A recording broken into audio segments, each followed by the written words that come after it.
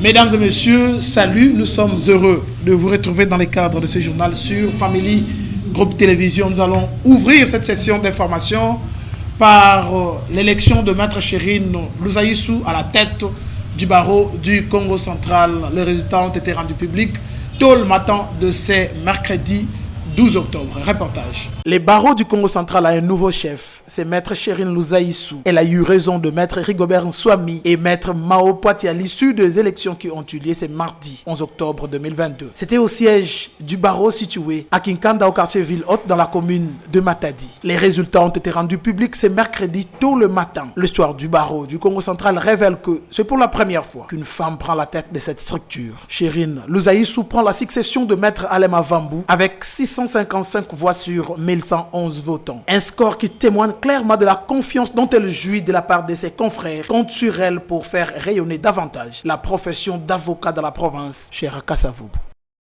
À Matadi, la circulation demeure un problème à cause des embouteillages. En voie douce, c'est presque à chaque instant que c'est compliqué de passer sur cet endroit. Reportage.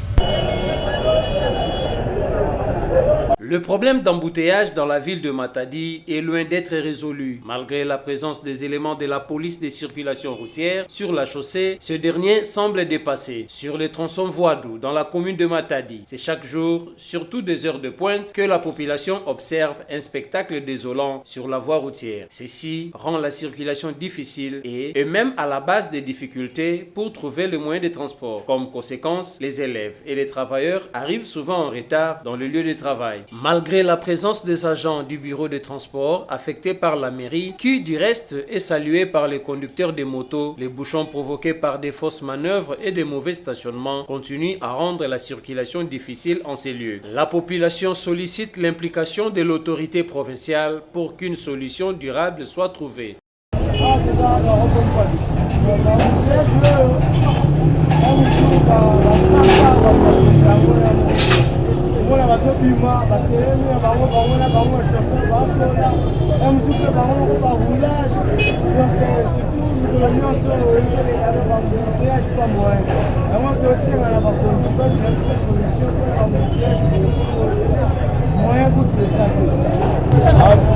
C'est la place vraiment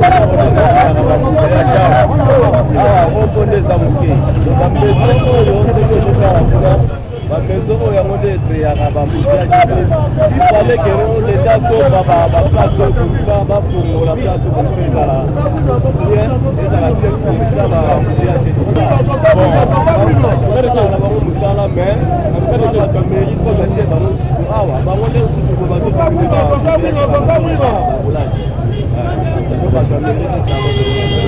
Rendons-nous à présent, mesdames et messieurs, dans la commune de Nzanza, plus précisément à l'entrée du camp Banana. L'état de la route laisse à désirer. La population en a marre et se plaint dans ces reportages. L'état de délabrement de route prend de plus en plus d'ampleur dans la ville portuaire de Matadi, malgré la bonne volonté des autorités urbaines de vêtir Matadi de sa plus belle robe. Dans la commune d'Nzanza, plus précisément sur la place entrée Cambanana, l'impraticabilité de cette route dérange non seulement les usagers, mais aussi les habitants de ce coin de la ville qui prouvent des difficultés à se rendre au centre de la ville cher au fait Fukaunzola. Approchés par la rédaction de Family Group Télévision, les usagers et les habitants de cette partie de la ville se sont exprimés quant à ces. Papa pona commune de Nzanza opela to lembi to komi kase. Likamwa nzela kutu nzela okaka ndenge zabo nzela eza na mutu te atambola kan espace mutu nyonso atambola na nzela ezopesa biso pasi makasi. Mabulu, mabanga, banini, bamai donc tozolela tout moment tozolela donc nzela ezopesa biso pasi tozomona te tosala ndenge nini. Donc l'état taille la biso likamanzela o ça fait longtemps makamanzela o to bandi ko lobango banda lelo te to bandi ko lobango banda lelo te donc nzela mobimba ndenge ezana soki ozana grossesse un mois pour atteindre 2 mois soko matika na moto ko loba olongwana na nini na rompoti okoma na kati boye c'est que grossesse on est ko o eza quartier camp banana de entrer na ngo eza na bureau la police entrée du camp de quartier banana. Ce côté est avenue qui fournissent. Nous sommes dans Matibo, avenue Mambote, avenue Pompage Zali, avenue Soukamboka peut être quelque part le côté autour Soukamboka côté qui font nous nous allons me coach à la nous allons commercial et coach à la collègue même de la ville mais bah continuer à mettre en carré donc tu vas comme le gouverneur de la qui paranzola tout à l'amboula je na États-Unis tina na ba place ma bana ma wontu ba pratika kana nzela o soku mtu azobela kwa kamio longo na hospitali kuna amema kuna mwaete yango tuzosema mikonja mboka basa mutema mawa ndenge babongisa kikuna bako bongisa pe koto vana tozana passe population za bele koto dozo souffrir makasi mbula utani soki mbula maniko beta kaka. Notons que cette avenue permet d'accéder dans les quartiers comme Pompage, Trabeka, Mambote, mais aussi la place Magazine Shop et regorge un grand nombre de la population de Matadi.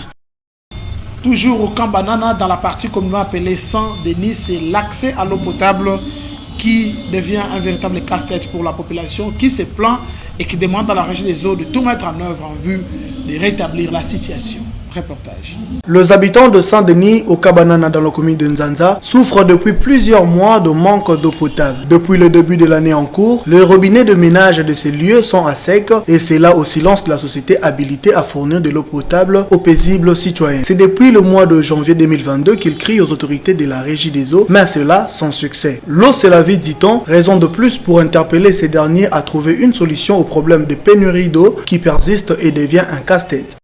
Les vols de fils conducteurs du courant électrique, parlons-en encore dans ce journal. La population d'Endi Bantoani en était victime en début de semaine. Suivez. La population du quartier Ngadi, non loin du parking Le Copain, déplore le vol des câbles électriques par des inciviques. Cette situation est due au délestage en répétition dans ces quartiers populaires de la ville de Matadi. Le malfrat profite du moment de délestage où tous les quartiers se trouvent dans le noir pour exécuter leur sale besogne. Une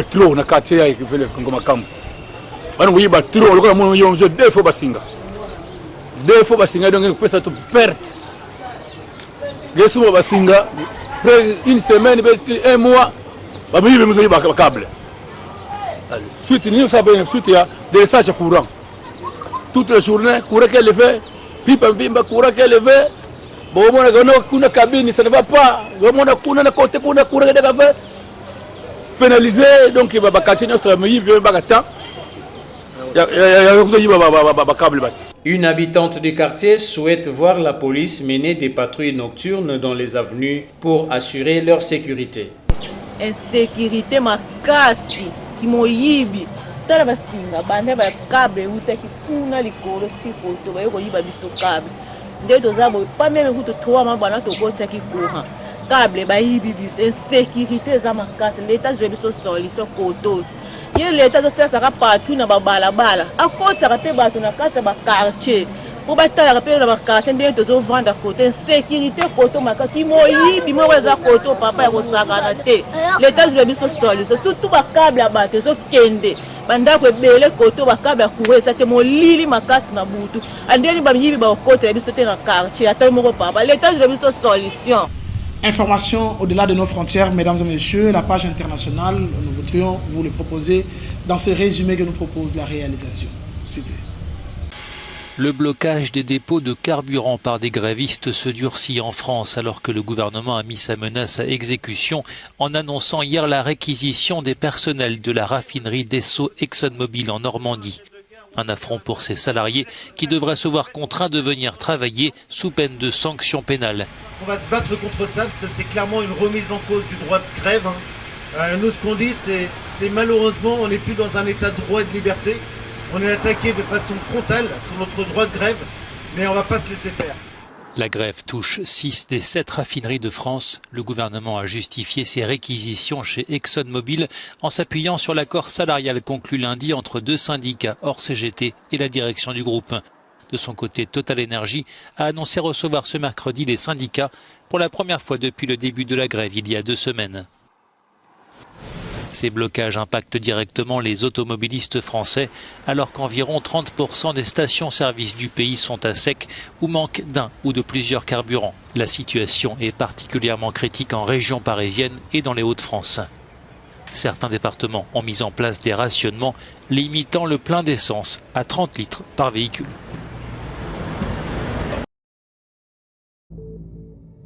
Depuis le ciel du Donbass, un drone cherche sa cible. Rapidement repéré, le char russe est frappé. Ces engins volants modifiés par les Ukrainiens sont régulièrement utilisés pour neutraliser les défenses ennemies. Dmitro est le commandant d'une unité spéciale de dronistes appartenant à la garde nationale ukrainienne. Entrepreneur dans la tech en temps de paix, il modifie désormais des drones commerciaux. Reconnaître l'adversaire et l'atteindre à moindre frais et en un temps record. Ça, ce sont des drones civils que nous utilisons pour le renseignement militaire. Notre objectif, c'est de voler à très grande vitesse afin de repérer l'ennemi. Cette technologie a été un facteur déterminant dans les récentes reprises territoriales. Dans le nord-est de l'Ukraine, les forces armées expliquent avoir regagné plus de 2400 km² en l'espace d'un peu plus de 2 semaines.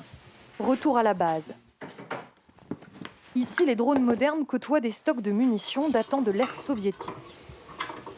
Abandonnées à la faveur de retraits russes précipités, elles sont désormais détournées par Dmitro et ses hommes et réutilisées contre leurs propriétaires.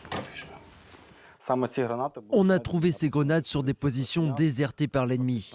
Donc au final, elles nous ont été fournies par la Russie, par Poutine, et on compte bien les leur rendre. Les forces ukrainiennes restent surclassées par la puissance de feu russe. Elles comptent donc non seulement sur les drones tactiques turcs Bayraktar, mais aussi sur des engins faciles à obtenir.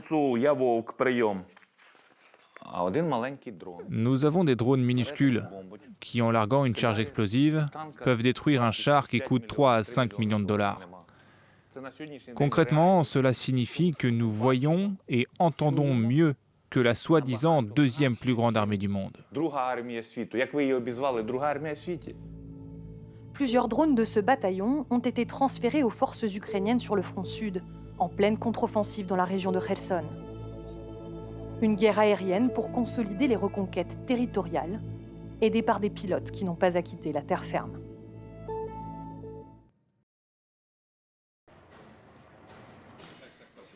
Les autorités polonaises enquêtent sur une fuite de pétrole dans un pipeline entre la Russie et l'Europe occidentale. Une fuite qui a de quoi inquiéter quelques jours seulement après le sabotage présumé des gazoducs Nord Stream 1 et 2. L'entreprise opératrice Pern a déclaré qu'ils avaient détecté la fuite dans l'oléoduc Druzhba mardi soir, à 70 km de la ville de Płock en Pologne, et que sa cause était encore inconnue. L'oléoduc Druzhba est la route principale de livraison de pétrole russe vers l'Allemagne. Le ministre de l'économie allemand a cependant confirmé ce mercredi que les livraisons de pétrole n'avaient pas été coupées. Nous sommes actuellement en train d'analyser la situation. Je peux confirmer que la fuite se situe à quelques dizaines de kilomètres de Płock. Tout le monde est sur le pont, dont les pompiers et les services de sécurité, et nous sommes en train de déterminer les causes de la fuite. L'année dernière, la Russie représentait environ 35% de l'approvisionnement en pétrole brut de l'Allemagne. Mais depuis, le pays ainsi que d'autres de l'Union européenne ont dû largement réduire leurs importations, conformément aux sanctions imposées à Moscou depuis l'invasion de l'Ukraine. Voilà ce qui me fait à ce journal télévisé, mesdames et messieurs. Merci donc de l'avoir suivi et merci à l'ensemble de l'équipe rédactionnelle et technique qui l'ont réalisé. D'ici là, portez-vous bien en compagnie du programme de Family Group Télévision.